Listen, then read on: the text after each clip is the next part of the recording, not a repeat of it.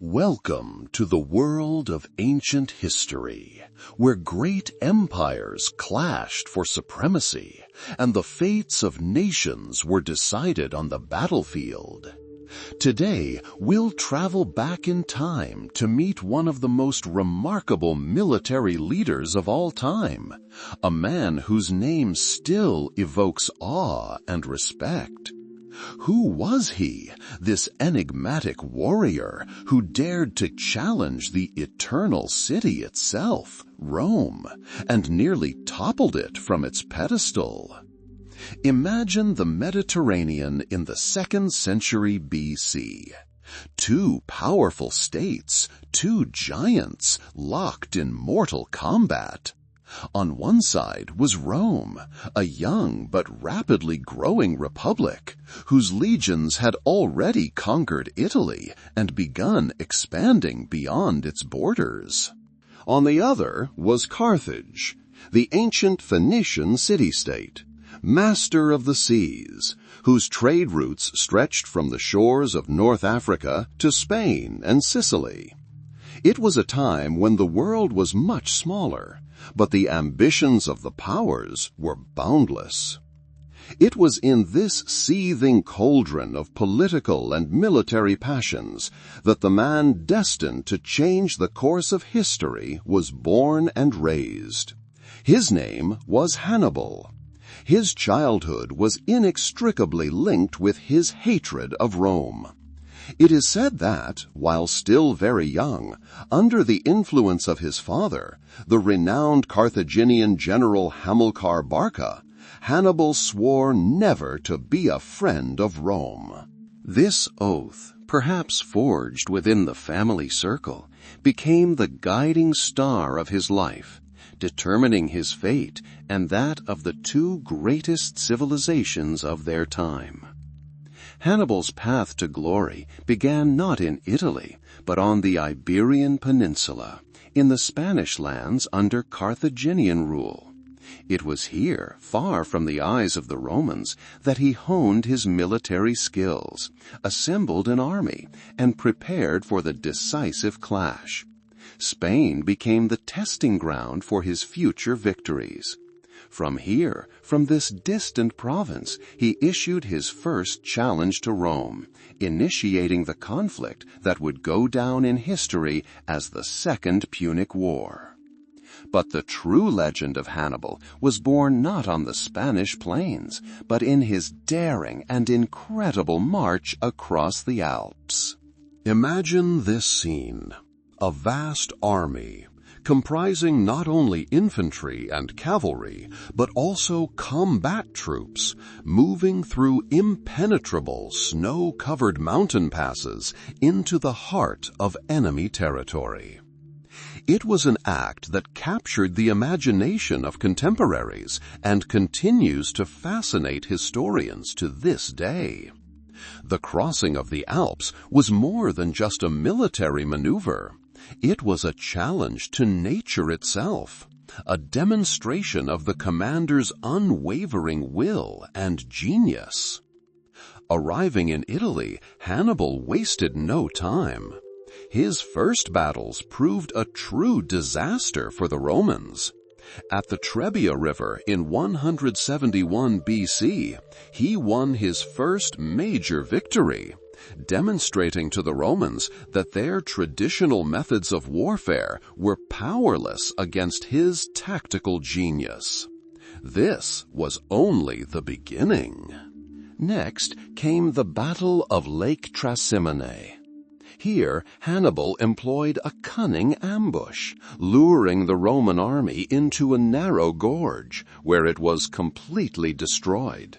This victory was so crushing that the Romans were overcome with panic. But the crowning achievement of his military genius came at the Battle of Cannae, which took place in 1742 BC.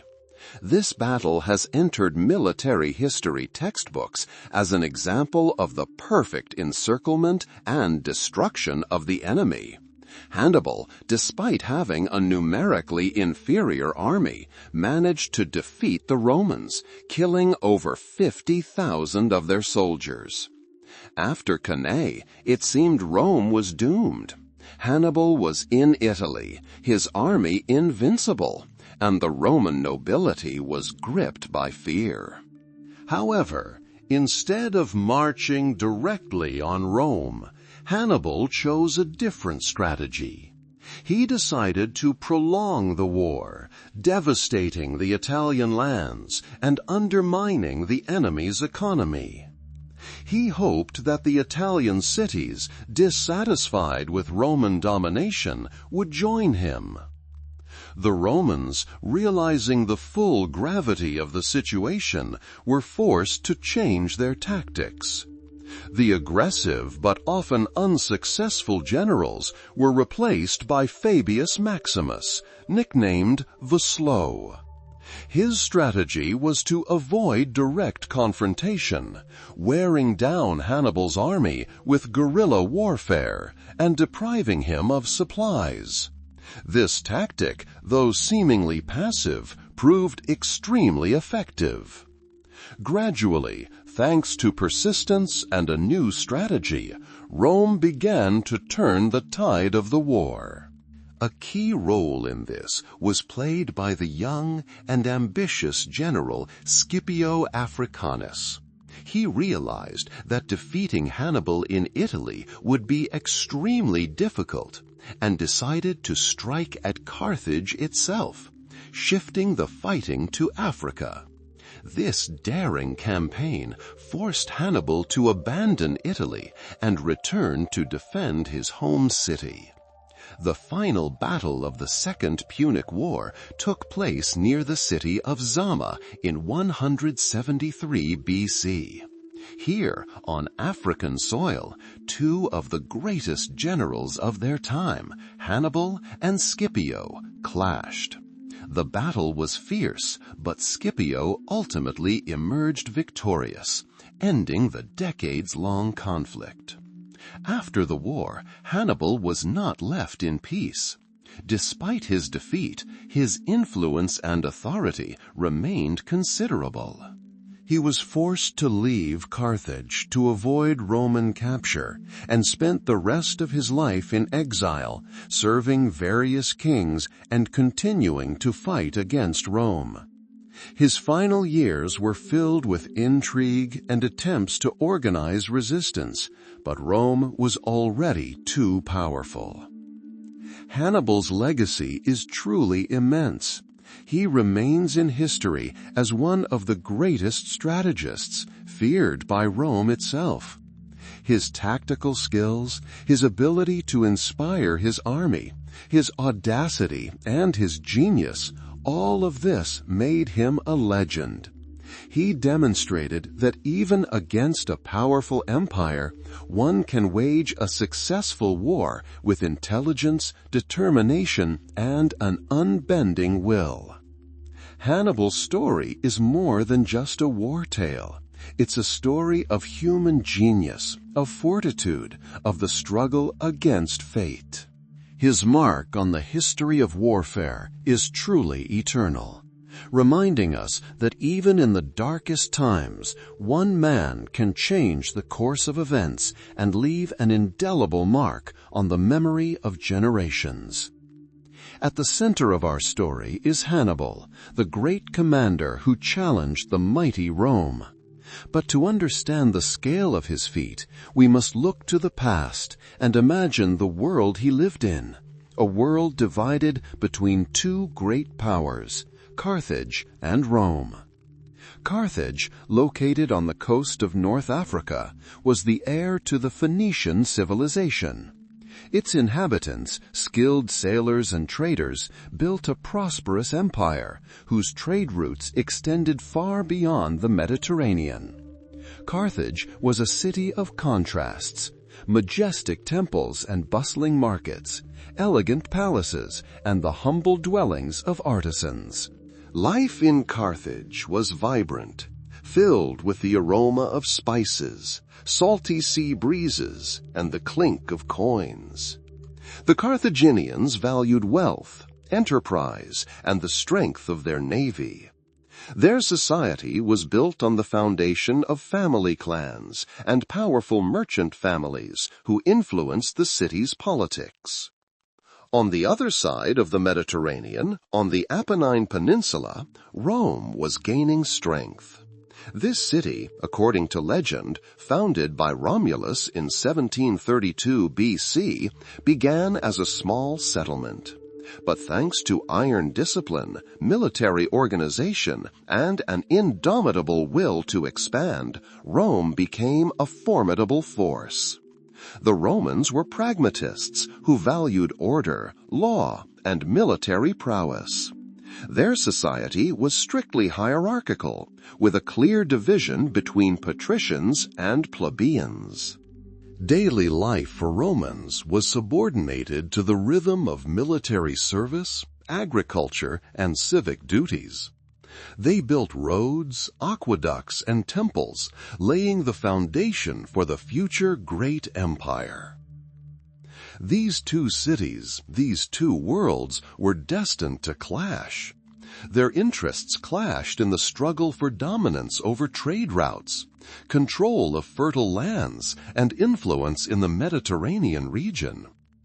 The confrontation between Carthage and Rome was not simply a struggle for territory, but also a clash of two distinct cultures, two different worldviews. This rivalry, which lasted for centuries, is known to us as the Punic Wars.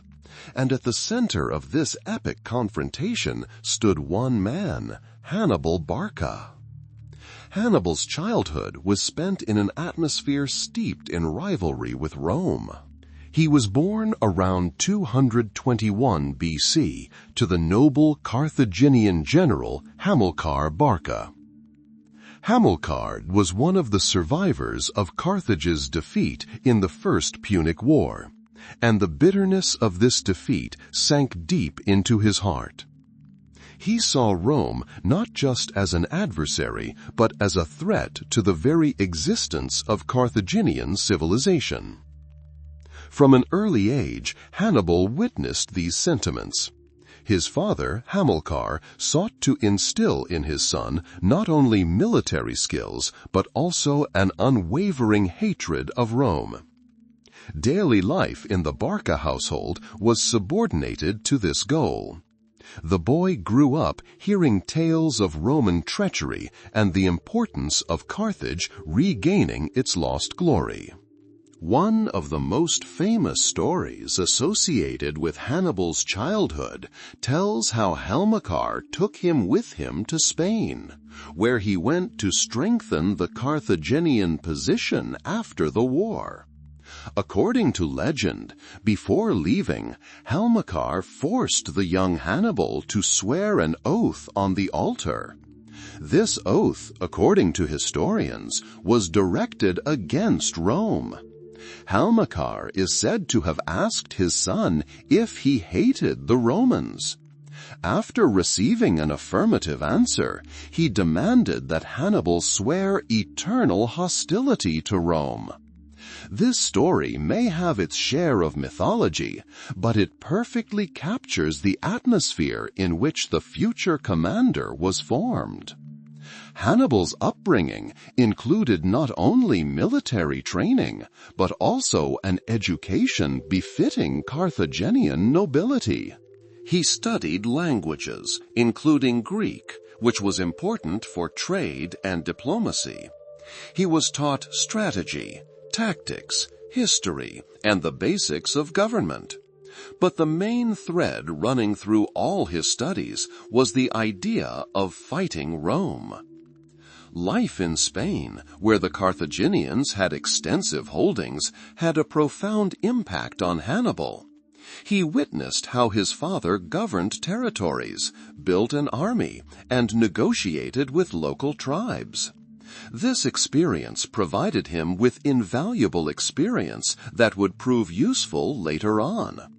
He learned to understand different cultures, adapt to diverse conditions, and find common ground with a wide variety of people.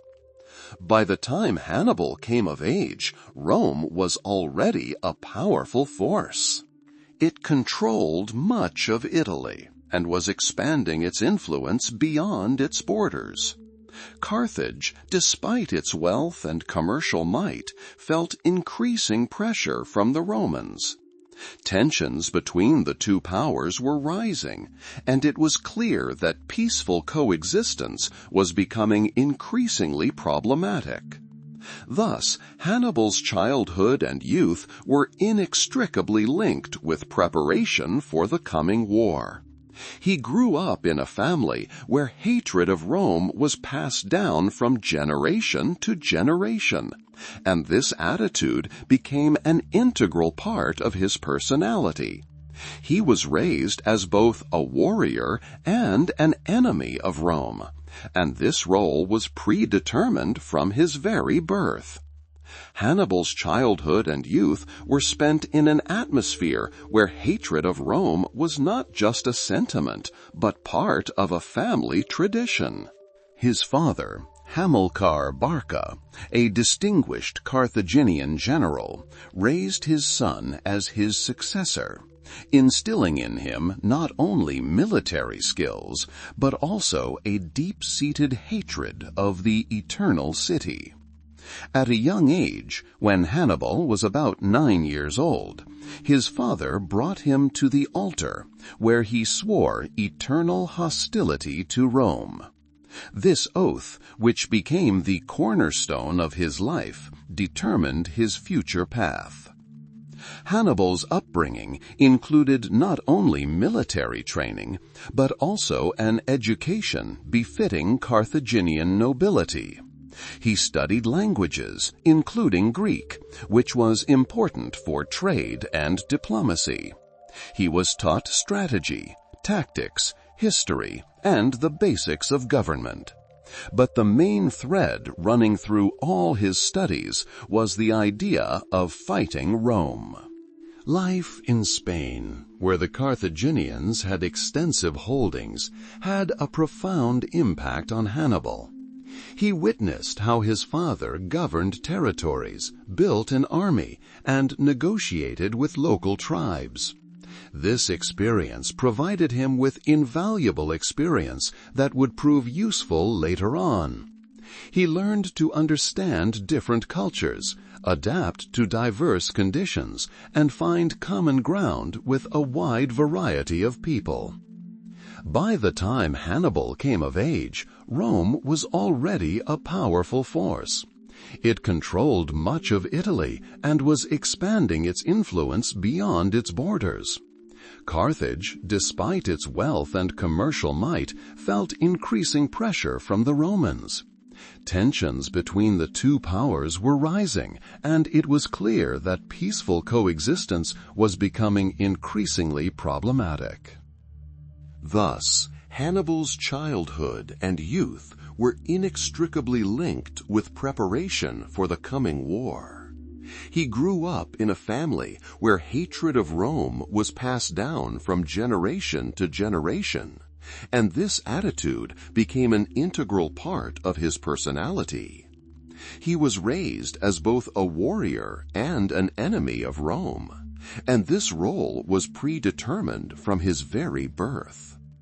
After Hamilcar's death in Spain, command of the Carthaginian forces passed to his son-in-law Asdrubal the Fair, and then, after his death in 2020 BC, to the young Hannibal. He was young, but already had a reputation as a talented commander, inherited from his father. Hannibal began to strengthen Carthaginian influence in Spain using diplomacy and military force. He was skilled in finding common ground with the Iberian tribes, many of whom were hostile to Rome. Carthaginian Spain became his base, a place where he could assemble and prepare an army for a decisive attack. The first conflict with Rome that directly affected Hannibal began over the city of Saguntum. Located in what is now Spain, this city was under Roman protectorate. In 221 BC, after a lengthy siege, Hannibal captured Saguntum. This event was a direct violation of the treaty between Carthage and Rome and served as a pretext for declaring war. The Romans, outraged by the Carthaginian actions, demanded Hannibal's extradition. The Carthaginian Senate, under pressure from the war party, refused, and the Second Punic War began in 2020 BC. Hannibal, a strategist, understood that the best defense is a good offense. Instead of waiting for the Romans in Spain or Africa, he decided to strike at the very heart of the enemy, Italy. It was a risky but brilliant decision.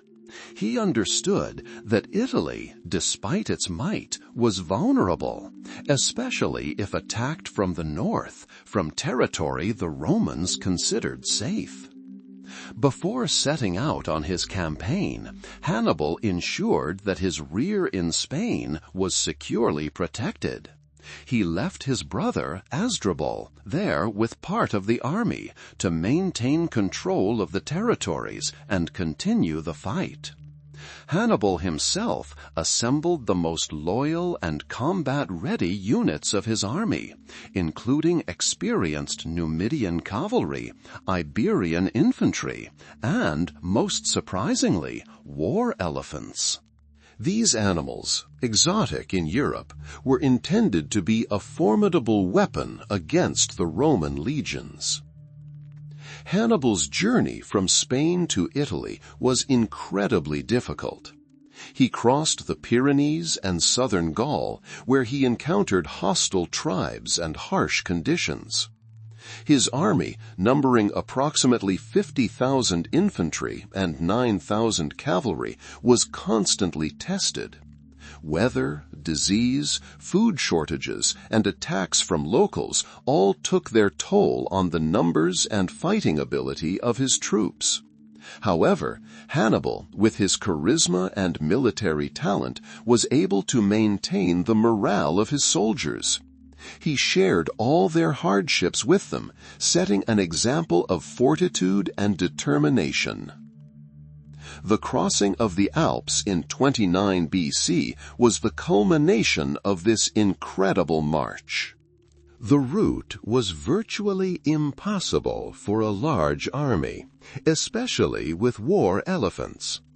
Hannibal chose the most difficult, but, as he calculated, the most unexpected route. He encountered harsh weather conditions, snow, frost, avalanches. The soldiers suffered from cold and hunger. Many animals, including elephants, perished. However, despite enormous losses, Hannibal managed to lead the majority of his army through the Alps and reach the plains of northern Italy. This march demonstrated not only his military genius, but also the incredible resilience of his army. When Hannibal descended from the mountains, his army was significantly smaller, but his morale was high, and his appearance on Roman soil was a true shock to the Eternal City. He proved that no obstacle is insurmountable to will and determination. Hannibal's crossing of the Alps in 2009 BC was one of the most astonishing events in ancient military history. This monumental operation, which required incredible endurance and strategic foresight, opened the way for the Carthaginian army into the heart of Italy. The route Hannibal chose was not only difficult, it was practically unthinkable for such a massive military undertaking. Imagine leading an army of tens of thousands of people, including pack animals and, most strikingly, war elephants, across snowy peaks and icy passes. These giants, designed to strike terror into the enemy, became more of a burden than a help in mountainous terrain. Their size, unwieldy nature, and need for special care made them vulnerable to the elements. Hannibal, however, possessed an astonishing understanding of the psychology of his soldiers and animals. He knew that overcoming such an obstacle would require not only physical strength, but also an unwavering will. His army, though it had suffered significant losses during the previous stages of the march through Spain and Gaul, was seasoned. The soldiers, accustomed to the hardships of campaigns, to privations and constant struggle, saw Hannibal not just as a commander, but as a man who shared their hardships. The choice of the route through the Alps was dictated not only by the desire for surprise. Hannibal likely carefully studied the available information about mountain trails and the climate at different times of the year. He chose the route that, by his calculations, was the least guarded by the Romans, even if it posed the greatest danger to his own army. As the army began its ascent, they were met with the harsh realities of the mountain winter. The cold penetrated to the bone, snow made movement difficult, and avalanches constantly threatened the narrow trails. The food shortage became increasingly acute for both men and animals. The war elephants, despite their strength, suffered from frost and hunger. Many, unable to withstand the harsh conditions, perished, falling into precipices or collapsing exhausted on the slopes. But Hannibal didn't retreat. He personally led the march, inspiring his soldiers by his example. He used every available means to maintain morale. Perhaps he resorted to small but meaningful gestures, sharing his last piece of bread, offering words of encouragement, reminding them of the glory that awaited them if they succeeded. Every kilometer covered, every pass conquered, was a small victory over nature and their own fears. The crossing of the Alps lasted about 15 days. During this time, Hannibal's army was reduced by about half. The losses were enormous, but those who survived were even more fortified. They had endured a trial that would have broken a less resilient army. When the army, exhausted but unbroken, descended onto the plains of northern Italy, it was like a bolt from the blue for the Romans. Hannibal's arrival on their land came as a genuine shock. They had expected war, but not such a daring and unexpected invasion. This march across the Alps demonstrated not only Hannibal's military genius, but also the incredible resilience of his soldiers. It proved that human will, reinforced by determination and skillful leadership, can overcome seemingly insurmountable obstacles. This legendary march will forever remain etched in memory as a symbol of courage and strategic sophistication. It heralded the beginning of one of the bloodiest conflicts in ancient history. After the legendary crossing of the Alps, the Carthaginian army under Hannibal found itself in northern Italy. It was a surprise invasion that threw Rome into disarray. However, despite his successes, Hannibal faced the need to consolidate his advantage and achieve a decisive victory. The goal was to engage the Roman army, which was already advancing. In 171 BC, near the Trebia River, the first major battle between the Carthaginians and Romans took place. The Roman army was led by consul Tiberius Sempronius Longus. He was young and determined to achieve a swift and glorious victory, to earn honor and respect. He rushed into battle despite the warnings of his more experienced commanders. The day of battle began with a cold winter's day. The river Trebia was full and icy. The Roman soldiers, hastily assembled and without a proper breakfast, were forced to cross this frigid river. Their armor and weapons were soaked, and their bodies were chilled to the bone. This seemingly insignificant fact played a significant role in the outcome of the battle. Hannibal, a skilled commander, knew about this enemy weakness. He prepared his soldiers in advance. They had breakfasted, warmed themselves by the fires, and their morale was high. Hannibal also employed a ruse. He sent a detachment of Numidian cavalry, intended to provoke the Romans and force them to break ranks. When the Roman army, outraged by the Numidian attack, rushed to the attack, they fell into a trap. The Carthaginian infantry, drawn up in a double line, met them with intense fire. Meanwhile, hidden in the undergrowth, Carthaginian cavalry appeared from the flanks. The Romans were surrounded. The Battle of Trebia was a true triumph for Hannibal and a crushing defeat for the Romans. The Roman army suffered enormous losses. Thousands of soldiers were killed, wounded, or captured.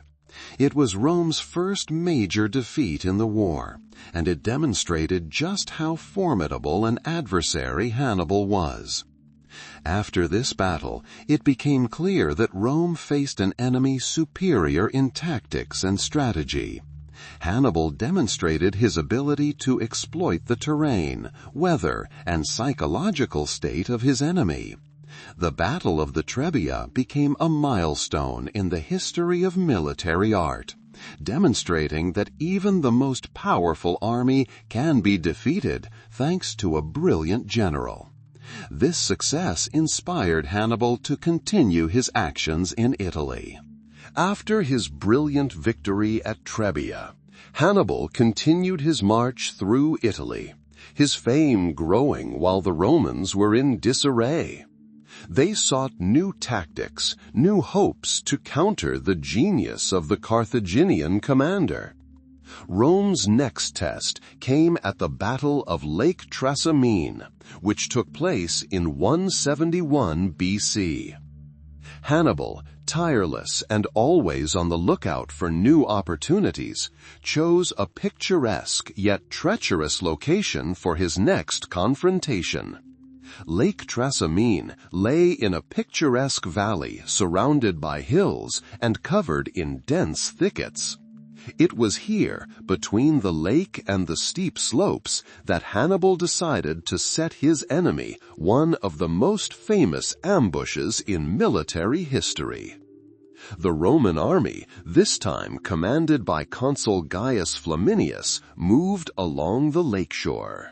Flaminius, an energetic and perhaps somewhat overconfident man, didn't expect a trick. He was eager to overtake Hannibal, eager to engage in a decisive battle and rectify the defeat at Trebia. Confident of their numerical superiority, the Romans marched along a narrow road that ran between the lake and steep hills. Hannibal, as always, carefully studied the terrain.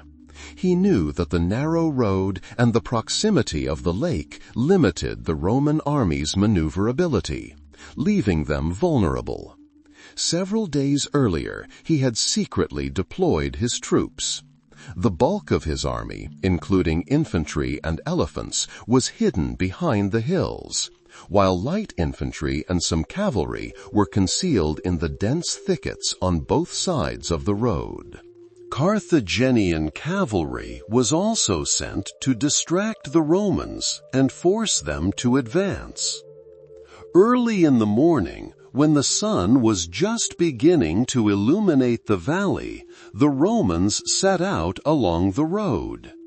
The thick morning fog that often blankets these parts shrouded the valley, creating ideal conditions for an ambush. Unaware of the danger, the Romans marched in close formation. At one point, when most of the army found itself on a narrow stretch of road, surrounded by a lake and hills, Hannibal gave the signal. The Carthaginian cavalry, appearing from the front, provoked the Romans. Flaminius, eager to drive back the enemy, ordered his army to quicken its pace. At that moment, a barrage of arrows and spears rained down on the Romans from behind the hills and thickets. The Carthaginian infantry attacked from the front, while the ambushed warriors attacked from the flanks. The Romans found themselves trapped, cut off from the rear, and hemmed in between the lake and the enemy. Chaos engulfed the Roman army. The surrounded soldiers were unable to retreat or turn around. The fog, which had initially seemed to be the Romans' ally, now only increased their disorientation. The battle turned into a veritable massacre. The Carthaginians, superbly prepared and familiar with every inch of the terrain, methodically annihilated the Roman legions. Consul Gaius Flaminius, attempting to organize resistance, fell in battle. His death completely undermined the Romans' morale. Most of the army was destroyed or captured. It was one of the most catastrophic defeats in Roman history, perhaps second only to Cannae. The Battle of Lake Trasimene demonstrated not only Hannibal's military genius, but also his profound understanding of his enemy's psychology. He knew how to use not only force, but also cunning, creating situations in which the Romans, despite their bravery, found themselves helpless. This defeat sowed fear in the hearts of the Romans and forced them to reconsider their approach to the war with Carthage. Hannibal continued his relentless march across Italy, leaving a trail of destruction and Roman defeats in his wake. The Battle of Cannae, fought in 242 BC, marked the culmination of Hannibal's military genius. One of the most significant battles in ancient history, it demonstrated his profound understanding of tactics and strategy, as well as his ability to exploit even the most unfavorable conditions to his advantage. After impressive victories at Trebia and Lake Trasimene, Hannibal continued his march through Italy, and the Romans finally realized the scale of the threat. The Senate decided to assemble a massive army, estimated at up to 80,000 infantry and 6,000 cavalry, to end the Carthaginian threat once and for all. Command of this army was entrusted to two consuls, Gaius Terentius Varro, renowned for his decisiveness, and Lucius Aemilius Paulus, a more cautious and experienced commander. Despite Hannibal's numerical superiority, he felt no fear. His army, though smaller, was battle-hardened, composed of experienced warriors and loyal to its leader. The Carthaginians also possessed a strong cavalry, which played a key role in his tactics.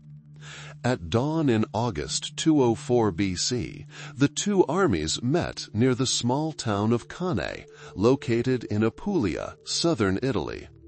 The terrain was a wide plain, seemingly favorable to the Roman infantry, but Hannibal saw it as an opportunity for his own plan. He positioned his troops to create the illusion of weakness in the center. The Carthaginian infantry, composed of Gauls and Iberians, was drawn up in a crescent, with the convex side facing the Romans. To the sides, in more advantageous positions, were the more disciplined and experienced Libyan warriors, armed with Roman weapons captured in previous battles. On the flanks, ready for a swift attack, were numerous detachments of Carthaginian cavalry, Numidian horsemen on the right, renowned for their agility, and heavy Iberian and Gallic cavalry on the left. The Romans, confident in their strength, drew up their army in a deep, dense formation. The consuls decided to utilize the full might of their legions, relying on the charge and resilience of the Roman infantry. The best veterans were in the center of their formation, with auxiliary troops on the flanks. Varro, the more aggressive of the consuls, was the first to give the order to advance. As the Roman legions advanced, the center of the Carthaginian formation, as Hannibal had planned, began to slowly retreat. The Gauls and Iberians seemed unable to withstand the Roman onslaught and gradually gave way.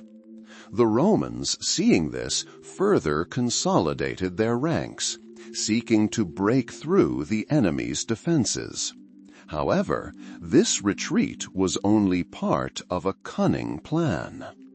As the Roman infantry advanced deeper into the center of the Carthaginian formation, attempting to outflank the retreating forces, something unexpected happened. The Libyan warriors stationed on the flanks turned and attacked the Romans from the sides. Simultaneously, the Carthaginian cavalry, having successfully dealt with their opponents on the flanks, outflanked the Roman army. The Numidian cavalry, with ease and speed, struck one flank, while the heavy Iberian and Gallic cavalry, having suppressed the Roman cavalry, closed the encirclement on the other side. The Roman army, in tight formation, found itself completely surrounded. The soldiers, who had been confident of victory, now found themselves squeezed between Libyans advancing from the front and flanks, while the formidable Carthaginian cavalry attacked them from the rear.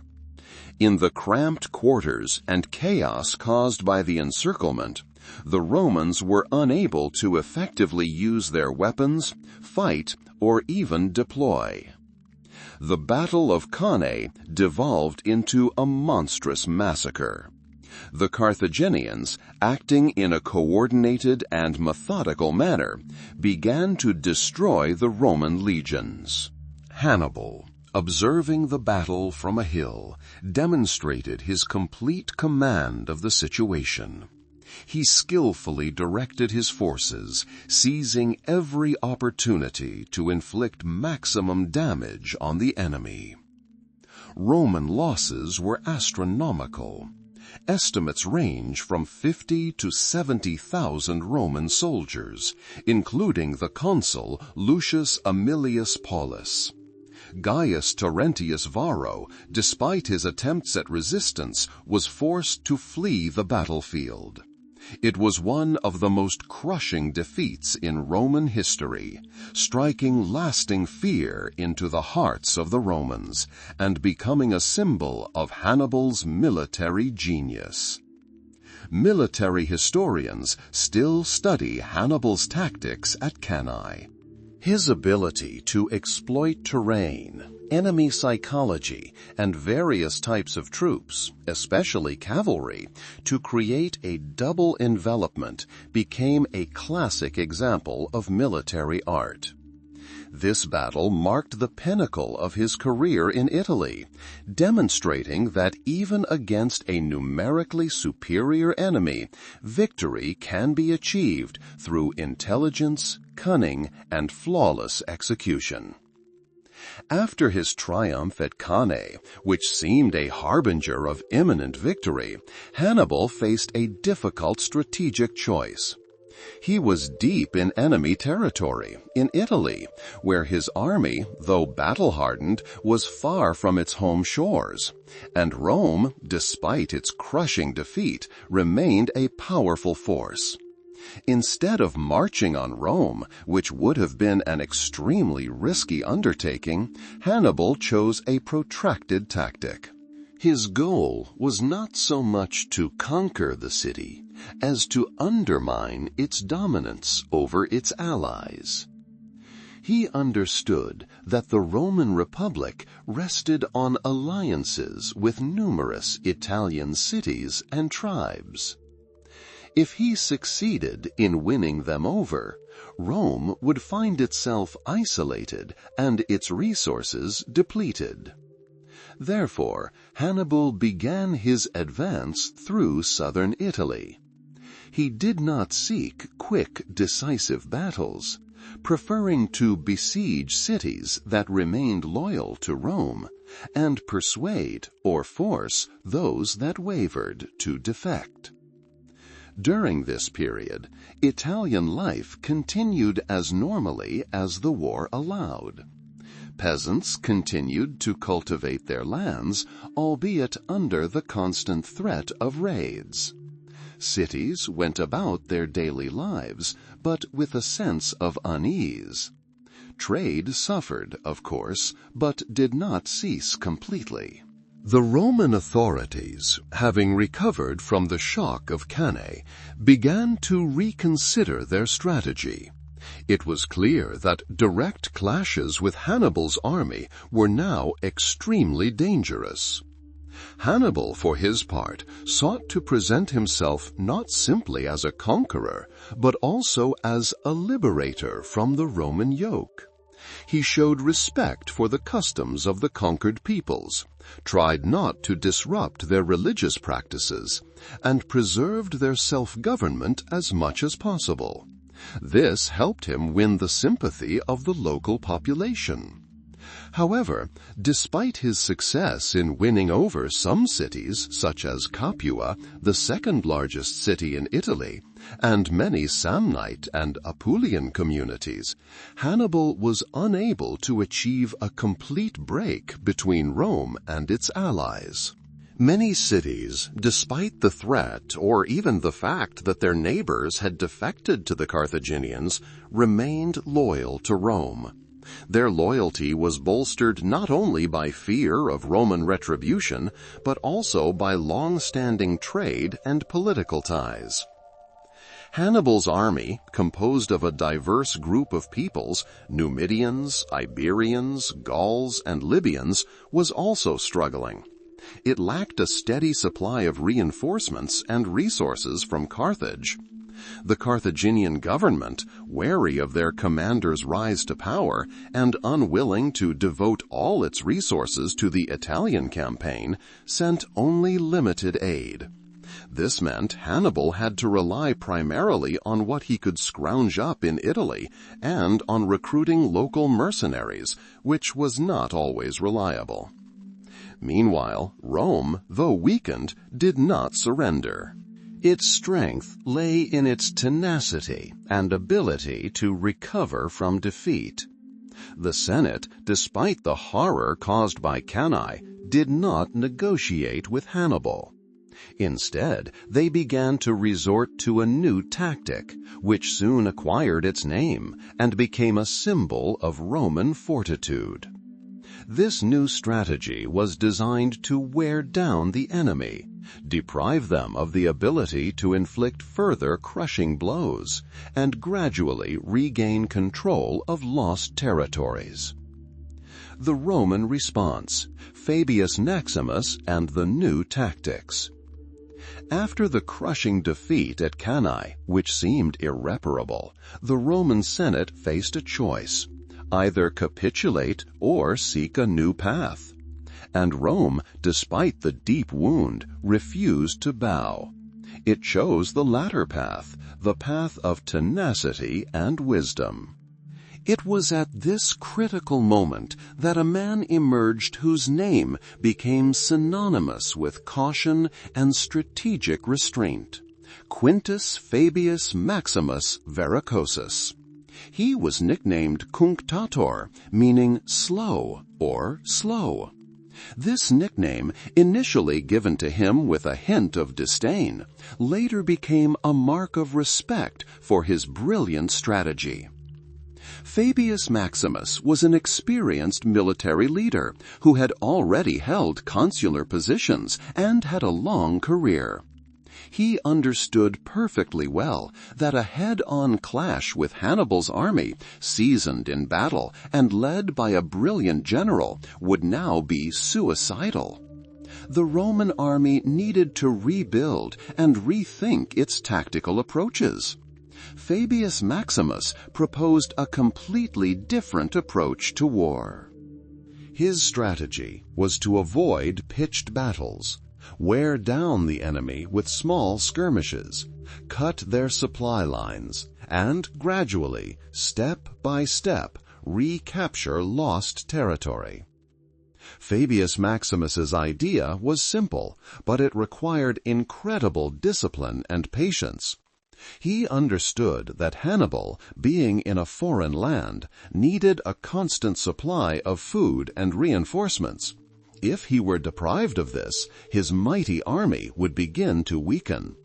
Therefore, Fabius Maximus's troops followed Hannibal throughout Italy, but kept a safe distance. They did not engage in battle unless they had a clear advantage.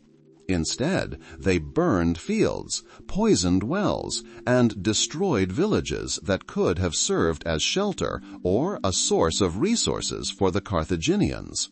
Thus, Hannibal's army, although achieving local victories, found itself in a kind of golden cage.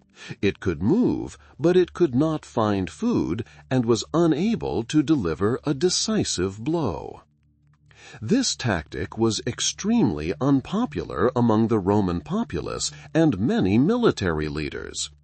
After Cannae, the people thirsted for revenge. They wanted to see the Roman army challenge Hannibal again and finish him off. The idea of delay seemed cowardly. Young and ambitious tribunes and generals, such as Minucius, openly criticized Fabius Maximus, accusing him of dragging out the war and failing to take advantage of opportunities. However, Fabius Maximus, supported by part of the Senate, remained steadfast. He understood that Rome's greatest strength lay in its resources and its capacity for recovery, not just its military might. Everyday life in Italy during this period was fraught with uncertainty. In the north, where most of the campaigns took place, the population often found itself caught between two fires. Cities that sided with Hannibal, such as Capua, struggled to maintain order and secure supplies. Meanwhile, cities that remained loyal to Rome lived in constant fear of raids by the Carthaginian army. Peasants sought refuge in fortresses or moved their families and property to safer locations.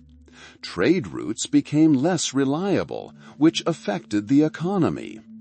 Fabius Maximus's strategy, though slow, began to bear fruit. Hannibal's army, unable to resupply, began to run short of provisions. His soldiers, accustomed to active combat, began to lose morale. Gradually, Rome began to regain control of individual territories. Small towns and communities, seeing that Hannibal could not provide them with permanent protection, began to lean toward Rome again. This new tactic, born out of need and desperation, demonstrated the remarkable strength of the Roman political system and the Roman character. The Senate, despite internal divisions, managed to support their general when necessary. They understood that war is not just about battles, but also about strategy, patience, and the ability to adapt. Fabius Maximus, by his example, showed that sometimes the best way to defeat an enemy is not to destroy them outright, but to render them powerless, depriving them of the ability to act. His methods, though slow, ultimately proved far more devastating to Hannibal than any previous battle. This new phase of the war, begun with Fabius Maximus's caution, laid the foundation for Rome's future resurgence and its ultimate victory. Despite all the difficulties, Rome did not give in. Fabius Maximus's strategy, although it did not bring quick victories, gradually wore down Hannibal's forces. At this time, a new force was maturing in Rome. A new commander who was destined to change the course of the war. His name was Publius Cornelius Scipio, and he would later go down in history as Africanus. Scipio was young, but had already distinguished himself in battle. He had observed Hannibal's actions, studied his tactics, and understood that defeating such an adversary required not only courage, but also innovation. He saw that the war in Italy was dragging on, and the Carthaginian army, despite suffering losses, still posed a serious threat. Scipio proposed a risky, but, as it turned out, brilliant plan: to take the war to enemy territory, to Africa. The idea was audacious. The Roman army, weakened by years of war, would sail across the sea to attack Carthage itself. It was similar to how Hannibal had once invaded Italy. The Senate, initially skeptical, eventually agreed, seeing this as the only chance to change the course of the war. In 1943 BC, Scipio received command of the army and set out for Spain, first to consolidate Roman rule there and gather the necessary resources. Spain was a major theater of military operations at the time. Carthaginian forces were stationed there under the command of Hannibal's brothers, Hasdrubal and Mago. Scipio demonstrated his outstanding military leadership. He captured key cities, including New Carthage, an important supply base for the Carthaginians. His actions in Spain were swift and decisive. He skillfully utilized information obtained from local residents and quickly adapted to the changing situation. Life in Spain at that time was difficult. Local tribes were often caught up in conflicts between Rome and Carthage. Peasants tried to manage their farms, but the constant threat of war disrupted their traditional way of life. Cities became trading centers where different cultures mingled. The Romans brought their customs, but they also learned from the locals. Scipio, while in Spain, distinguished himself not only as a warrior, but also as a diplomat, able to find common ground with different peoples. After a successful campaign in Spain, Scipio assembled his army and ships. He understood that time was of the essence. Hannibal was still in Italy, and his presence there continued to drain Rome's resources. Therefore, Scipio decided to act quickly. In 195 BC, his fleet set sail from Sicily for Africa. The arrival of the Roman army in Africa caused a stir. Local tribes, such as the Numidians, were longtime allies of Carthage, but their loyalty often depended on strength and success. Scipio began by attempting to win over the most powerful of the Numidian kings, Massinissa. This was a significant diplomatic move. Massinissa, seeing that the Romans were prepared to fight on African soil, decided to defect. This was a huge success for Scipio, as the Numidian cavalry was among the most formidable in North Africa. Scipio began his campaign cautiously, but also decisively. He avoided direct clashes with the large Carthaginian armies, preferring to attack their supplies and weaken their positions. He understood that the primary objective was Carthage itself. But to achieve this, he first needed to secure his rear and enlist the support of local forces.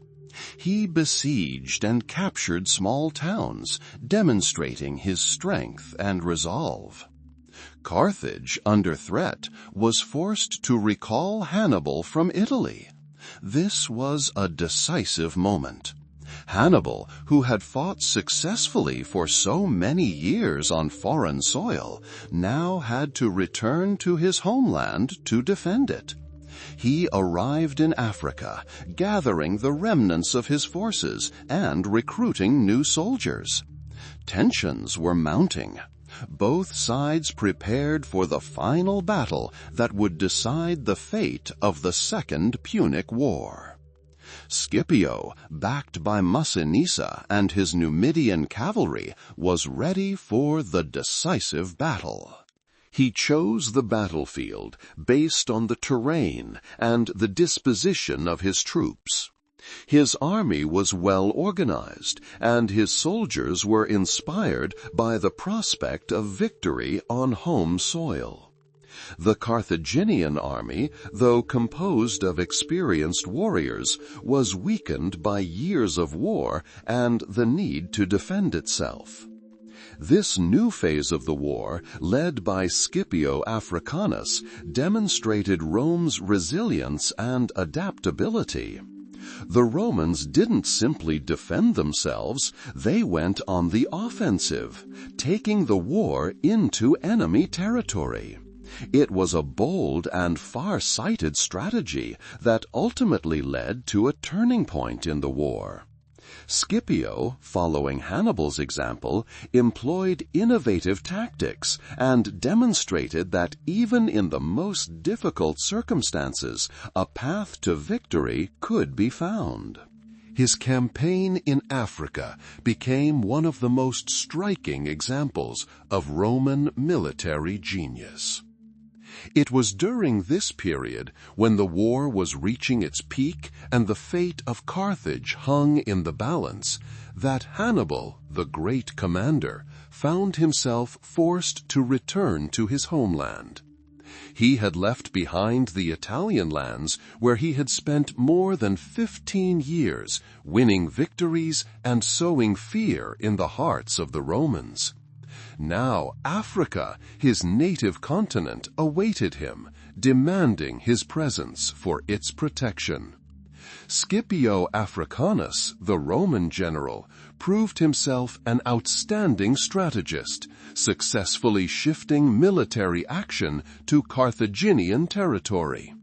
His campaign in Africa became a turning point, forcing the Carthaginian command to recall Hannibal. Scipio, anticipating Hannibal's possible return, made meticulous preparations.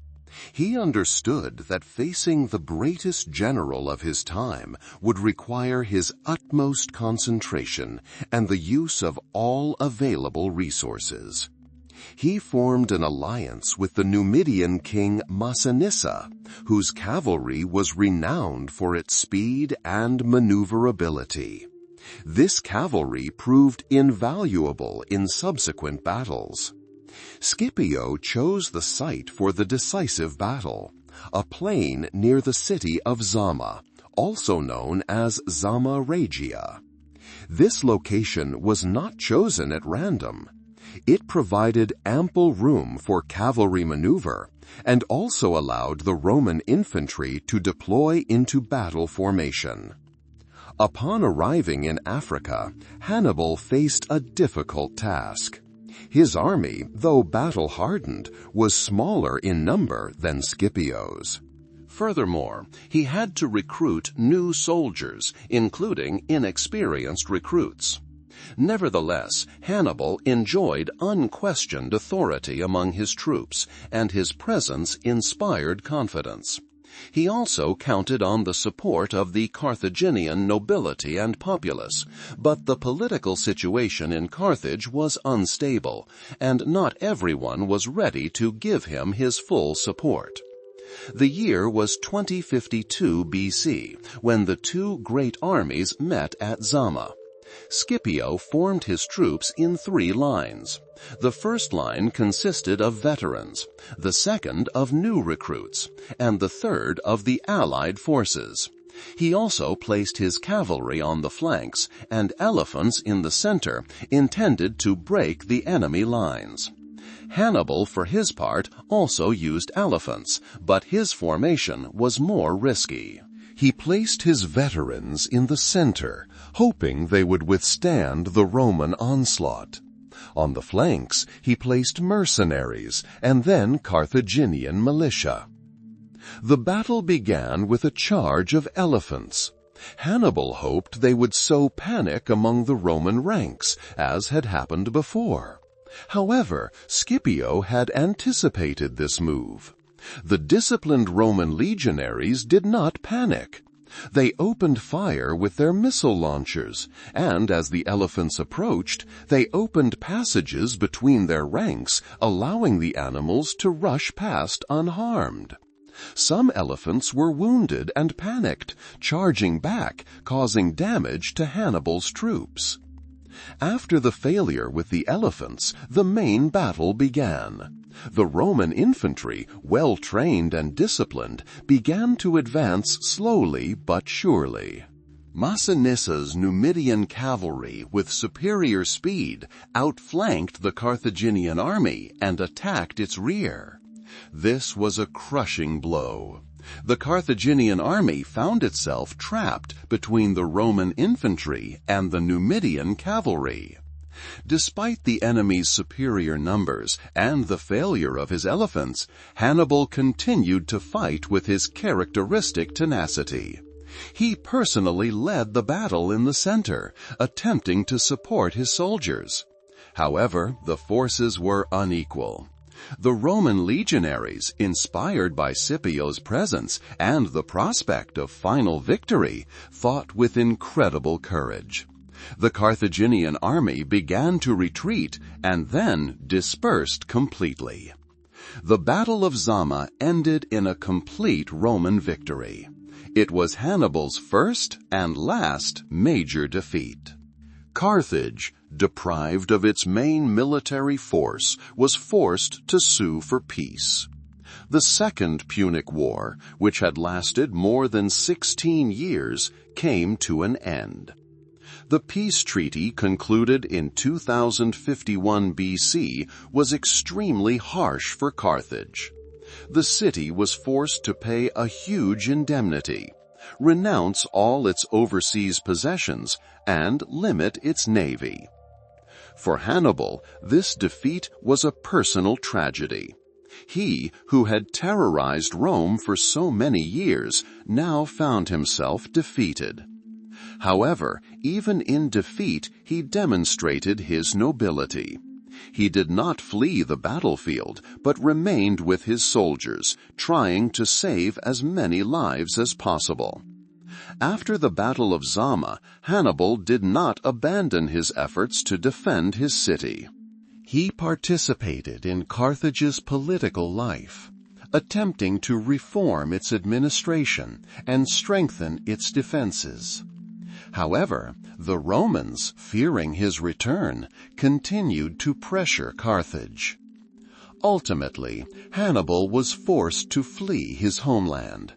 He went into exile, seeking refuge among other nations hostile to Rome. He served under King Antiochus III of Syria, and then under King Prusias I of Bithynia. Wherever he went, he continued to pose a threat to Rome. The Romans, remembering his exploits, never forgot him.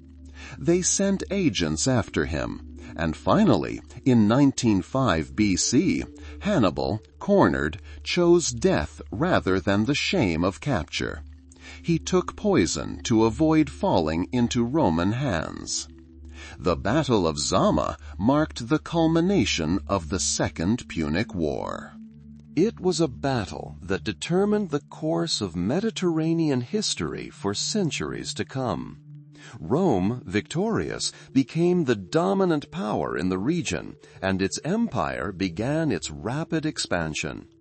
Hannibal, despite his defeat, will forever remain in history as one of the greatest generals of all time. His military genius, tactics, and strategy continue to be studied and admired to this day. He demonstrated that even the most powerful nation can be challenged, and that spirit and determination can withstand superior forces. Now that we've concluded our account of the Battle of Zama, let's pause for a moment and reflect on those who lived during that era. The lives of ordinary people, whether in Rome or Carthage, were closely tied to war. Agriculture, trade, even everyday concerns, all could be disrupted by news of approaching armies or new taxes to finance military campaigns.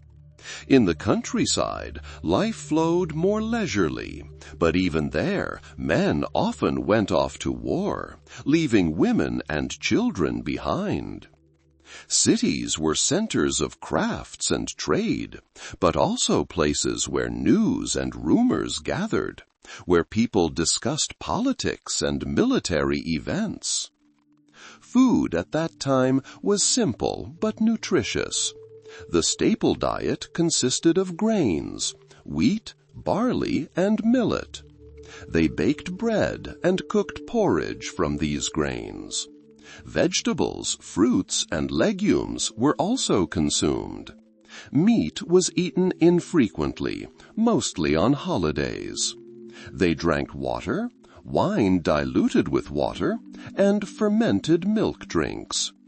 Clothing was simple, made of wool and linen. Women wore tunics and cloaks, while men wore tunics and togas. Houses were small, often consisting of one room, with a hearth for heating and cooking. Despite the hardships, people found time for entertainment. Festivals, sporting competitions, and theatrical performances were held. Religious rituals held a special place, accompanying all important events in the lives of individuals and society. Faith in the gods and their protection was an integral part of life. War, of course, left its mark. The constant threat of attack, the need to mobilize, losses, all this created tension.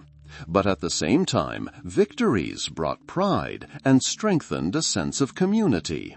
The Romans, for example, were known for their discipline and resilience, which were shaped in part by constant warfare. They believed in their destiny and their right to rule the world. The Carthaginians, by contrast, were more oriented toward trade and seafaring. Their society was more cosmopolitan, but also more prone to internal conflict. Their military strength was based on mercenary troops and a powerful navy. Their culture was more eclectic, absorbing influences from various Mediterranean peoples. The Second Punic War became a test for both nations that forever changed them. For Rome, it was a time of emergence as a great power, while for Carthage it was a time of decline and loss of independence. Hannibal, as the central figure of this conflict, became a symbol of both Carthaginian resistance and its tragic fate. His story is one of genius, resilience, and, ultimately, defeat in the face of the inexorable forces of history. But even after the fall of Carthage, Hannibal's legacy lived on. His name became synonymous with great military leadership. His tactics were studied and applied for centuries. The Romans, despite their victory, never forgot the fear he inspired. They knew they had faced an adversary whose equal they might never encounter again. The story of Hannibal is more than just a war story. It's a story of human ambition, the desire for power, the fortitude of the spirit, and the inevitability of change. It's a story of how one person can influence the course of history, and how even the greatest achievements can be undone by time and circumstance. And so we come to the end of our narrative of the Battle of Zama, the final battle of the Second Punic War. It was a battle that determined the future of the Mediterranean and left an indelible mark on the history of military art. In conclusion, it's worth noting that the story of Hannibal, his confrontation with Rome, his brilliant victories, and ultimately his tragic fate, are an important part of our shared historical heritage. They remind us of the complexity of human relationships, the cost of war, and the fortitude that can emerge even in the most difficult circumstances. By studying such stories, we can better understand the past and perhaps learn lessons for the present and future. And so, after the Battle of Zama, which concluded the long and grueling Second Punic War, Hannibal Barca's life entered a new, no less dramatic, but entirely different phase. The war that had defined his existence for so long was over. Carthage, exhausted and defeated, was forced to accept the harsh peace terms imposed by Rome. Hannibal, once the terror of the entire Mediterranean, now found himself in a situation that required not military talent, but diplomatic acumen and, more importantly, the ability to survive in a changed world. The Romans, though victorious, could not forget the fear this man had inspired in them. They knew that as long as Hannibal lived, he remained a potential threat. Therefore, one of the conditions of the peace treaty was the stripping of Carthage's fleet, a vast swath of territory, and, most importantly for Hannibal, a ban on pursuing an independent foreign policy. Furthermore, the Romans demanded the surrender of Hannibal himself. However, the Carthaginians, even in their humiliation, refused to take this step. Instead, they forced Hannibal to resign all public office and curtail his political influence. Hannibal, a man of honor and loyal to his family, could not remain in Carthage, knowing that his presence there could lead to further conflict. He understood that his ambitions, his desire for greatness, which had once led him to victories, had now become the cause of his defeat. In 1950 BC, about a year after the Battle of Zama, Hannibal decided to leave his hometown. It was a difficult decision, dictated by necessity. He went into exile. His first stop was Antiochus III, king of the Seleucid Empire, which stretched to the east. Hannibal hoped to find support there and the opportunity to continue the struggle against Rome, albeit on a smaller scale than before. He arrived in Antioch, the capital of the empire, and was received with honor. Antiochus, himself eager to expand his territory and challenge Roman influence, saw Hannibal as a valuable ally. However, despite the king's enthusiasm, actual military action under Hannibal's leadership did not bring the expected success. The Romans, possessing superior organization and discipline, were able to prevail over Antiochus's forces. In 1946 BC, following Antiochus' defeat at the Battle of Magnesia, Hannibal found himself in a difficult position. After this defeat, Hannibal was forced to seek refuge again. He moved to Armenia, where he served as an advisor to King Artashash I. Here, according to some accounts, he participated in the construction of the city of Artashat, which became the new capital of Armenia. This was a time of relative calm, when Hannibal was able to devote himself to matters other than war. He is even said to have contributed to the development of Armenian culture and statehood. However, this peace was temporary for him. The Romans kept a close eye on his movements. In 1939 BC, while Hannibal was in Bithynia on the Black Sea coast, he learned that the Romans had finally caught up with him. The Romans, fearing that Hannibal might once again ally with an enemy, sent an embassy demanding his extradition. Hannibal, realizing he had nowhere else to flee, and unwilling to fall into the hands of his enemies alive, made a final desperate decision.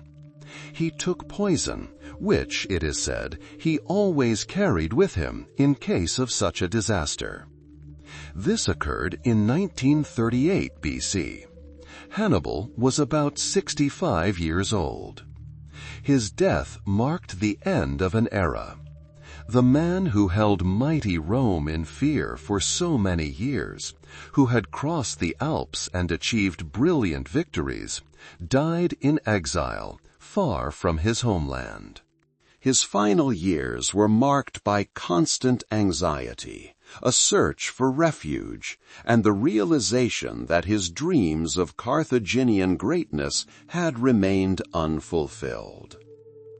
Hannibal's life in exile, despite its tragic ending, also gives us a glimpse into the daily life of that era, albeit from the perspective of the elite. We can imagine how he, a great commander, was now forced to rely on the hospitality and political intrigues of kings. His interactions with rulers, his advice on military matters, his participation in the construction of cities, all this suggests that even in exile he remained an active and influential figure. The daily lives of those around Hannibal were likely fraught with tension. They lived in a world where war was a constant threat, and political alliances could collapse overnight. Servants, bodyguards, and courtiers all witnessed his final years, his struggle with fate. For them, he may have been more than just an exile, but a reminder of his former glory and the fragility of power. Interesting, but not shocking, details from his final years include his attempts to apply his knowledge to construction and fortification. For example, stories about his involvement in planning Armenia, or how he advised kings on military matters, reveal his versatility. He was not only a warrior, but also a strategist, and perhaps even an engineer. But even after his death, Hannibal's story didn't end. His legacy lived on. The Romans, victorious, were forced to acknowledge his genius. They studied his tactics, his strategies, his ability to inspire his soldiers. His name became synonymous with a great commander, feared and respected. Hannibal's exile and final years are a crucial chapter in his story, demonstrating that even the greatest heroes can face hardship and defeat. It's a reminder that history doesn't always end in triumph, and that even in the most difficult circumstances, a person can maintain dignity and resilience. His passing was not an end, but rather a transition to another dimension, the dimension of legend, where his name will live on forever as a symbol of defiance, genius, and unwavering spirit. Hannibal's legacy is not simply a tale of military genius, but also a profound reflection on how one man can leave an indelible mark on the consciousness of an entire civilization. His name, uttered in ancient Rome, inspired awe and respect, and his tactics were studied for centuries. The Romans who defeated him were forced to acknowledge his exceptional abilities. They saw him not just as an enemy, but as a student whose lessons proved invaluable to their own military art. After the Second Punic War, which left deep scars on both Carthage and Rome, the Romans conducted a thorough analysis of the causes of their past defeats. The central figure in these reflections was, of course, Hannibal. His ability to lead his army through impossible obstacles, his mastery of terrain and enemy psychology, his elusiveness on the Italian peninsula, all became the subject of study. Military theorists and commanders, such as Publius Cornelius Scipio Africanus, who ultimately defeated the Carthaginians, carefully studied his maneuvers. They sought to understand how he was able to achieve such crushing victories as those at Trebia, Lake Trasimene, and Cannae. Particular attention was paid to his strategy. Hannibal did not seek to immediately capture Rome. Instead, he chose to weaken his enemy by destroying their allies and draining their resources. This strategy, known as the delaying strategy, was new to the Romans. They were accustomed to quick and decisive campaigns. Hannibal, however, forced them to fight a long, grueling war on their own soil, which was psychologically and economically taxing. Faced with this new reality, the Romans began to seek their own means of countering this. It was then that Quintus Fabius Maximus, nicknamed the Slow for his cautious tactics, came to the fore. He eschewed direct confrontation with Hannibal, preferring to wear down his army with small skirmishes, cutting supply lines, and avoiding major battles. This tactic, although unpopular among the Roman population, proved effective in slowing the Carthaginian advance. Hannibal's legacy was also evident in the way his name became a byword. For the Romans, Hannibal signified the ultimate military threat. Even centuries later, when Rome had become a global empire, the fear of the possible return of an enemy like Hannibal continued to live on. Historians and writers used his image to illustrate the dangers that could beset a state. His name became synonymous with a brilliant military leader, feared and respected even by his enemies. It's important to understand that Hannibal's legacy was not limited to the military sphere. His ability to inspire his diverse army, comprised of mercenaries and allies with diverse languages and cultures, was also remarkable. He was able to create a sense of unity and loyalty, a difficult feat during a protracted campaign far from home. This capacity for leadership, for uniting people under a single banner, also left its mark on history. The Romans, studying Hannibal, didn't simply adopt his tactical methods. They learned from him his resilience, his ability to adapt to changing circumstances, and his fortitude. Even after his defeat and exile, his influence on Roman military thought remained significant. His name became a reminder that even the most powerful nation can be brought to its knees in the face of a superior adversary.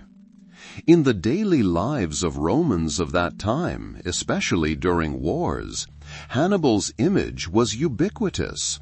Mothers might frighten their children with his name to encourage them to behave. Soldiers may have been inspired by tales of his exploits to overcome adversity. His influence permeated culture, everyday life, and the very foundations of Roman identity. The Roman study of Hannibal wasn't just an academic exercise. It was a necessity for survival. After such a devastating war, Rome couldn't afford to allow a similar threat to reoccur. So they invested enormous effort in understanding what made Hannibal so dangerous. They analyzed his strategic decisions, his tactical maneuvers, his logistics, his ability to assess his opponents. For example, his crossing of the Alps in around 171 BC was an event that shocked the Romans to their core. No one expected an army, including war elephants, to overcome such a natural barrier. It demonstrated his determination and willingness to go to extremes to achieve his goals. Confronted with this, the Romans realized their enemy was operating outside their usual understanding of warfare.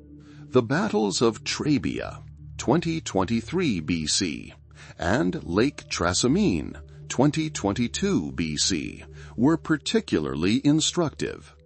In these battles, Hannibal employed clever ambushes and feints, which resulted in catastrophic losses for the Romans.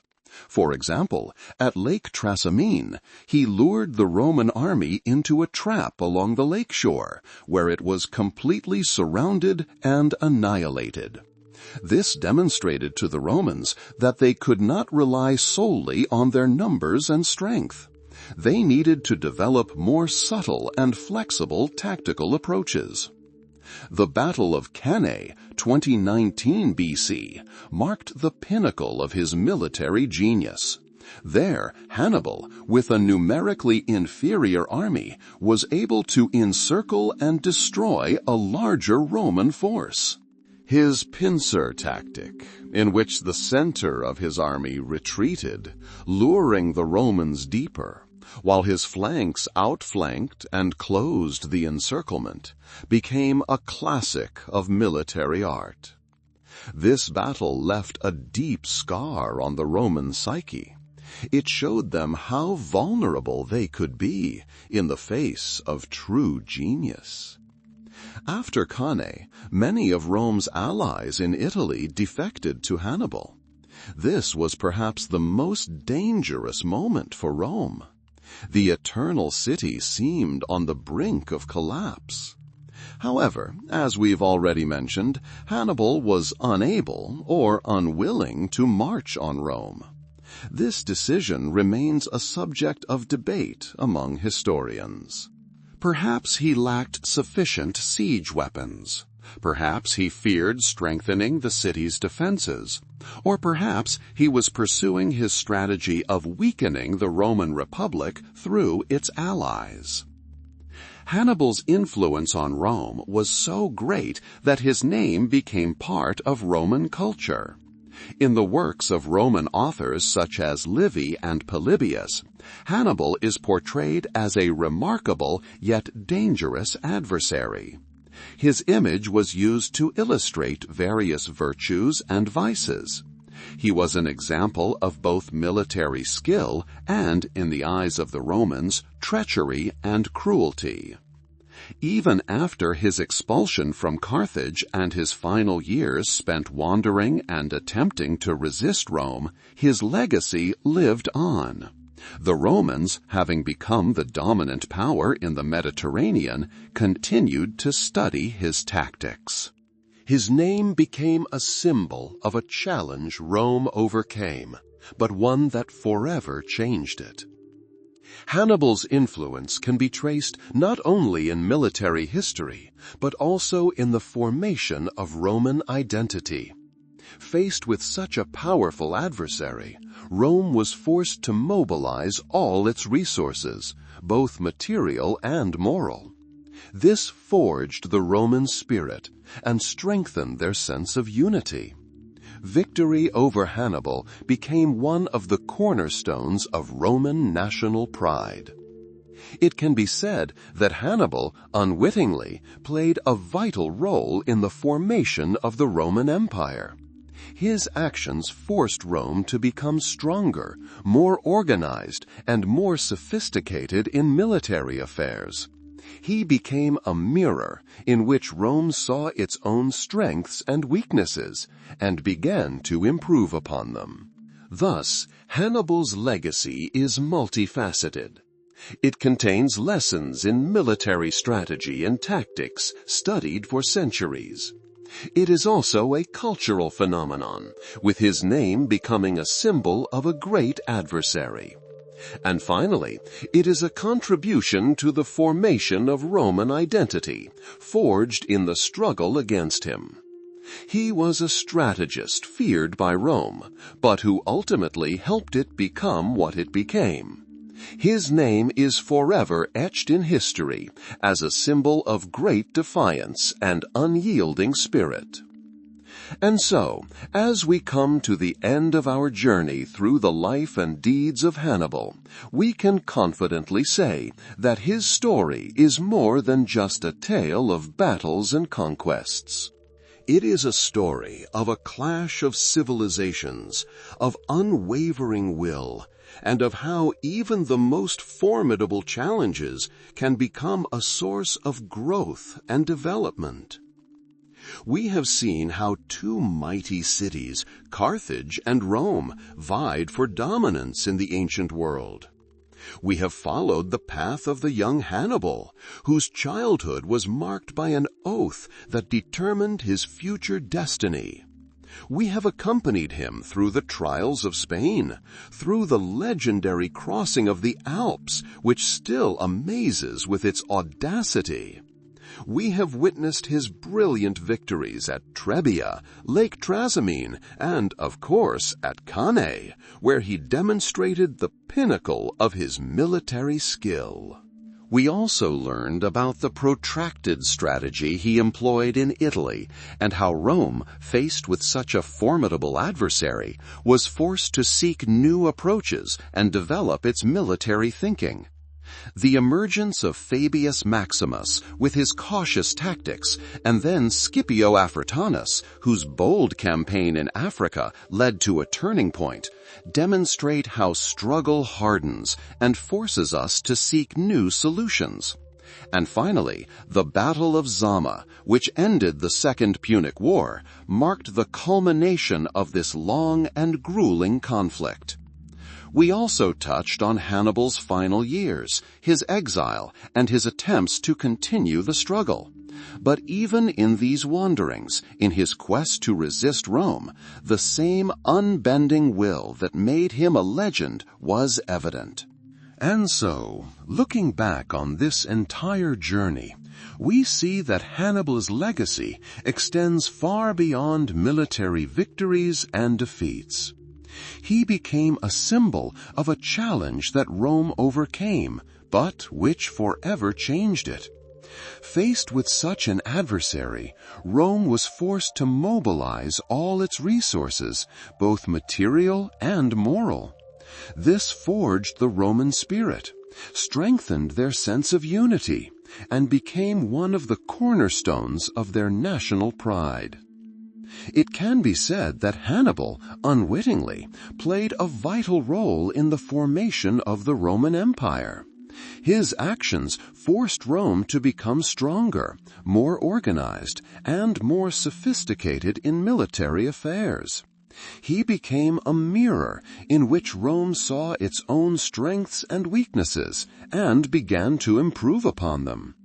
Thus, Hannibal's legacy is multifaceted. It contains lessons in military strategy and tactics that have been studied for centuries. It is also a cultural phenomenon, with his name becoming synonymous with a great adversary, worthy of respect even from the victors. And finally, it is his contribution to the formation of Roman identity, forged in the struggle against him. He was a strategist whom Rome feared, but who ultimately helped make it what it became. His name is forever etched in history as a symbol of great challenge and unwavering spirit. But today, as we conclude our story, we want to focus on the peaceful side of history, on how past events, even those as turbulent as wars, ultimately lead to peace and development. Rome, having defeated its main adversary, did not simply rest on its laurels. It continued its journey, absorbing the best achievements of the conquered peoples, building its civilization on the foundations forged in battle.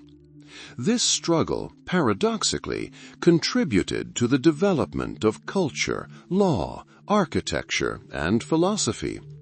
The Romans became great builders, legislators, and thinkers, and this was largely made possible by the lessons they learned from their conflicts, including their confrontation with such an outstanding strategist as Hannibal.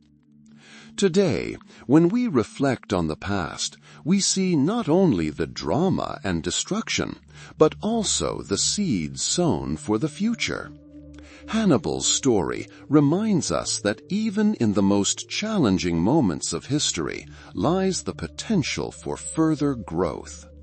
It is a reminder that the human spirit is capable of overcoming difficulties, learning from mistakes, and building anew.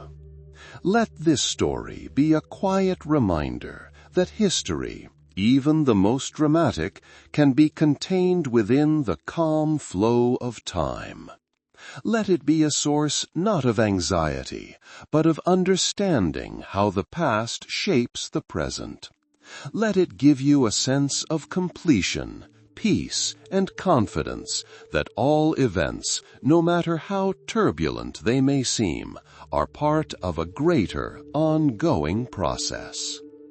And now, as we bid farewell to an era of great wars and great commanders, let me wish you a restful sleep, filled with peace and harmony.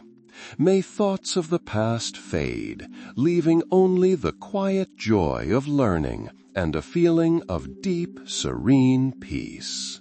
May your sleep be as light and calm as the flow of time, which carries us all to new dawns.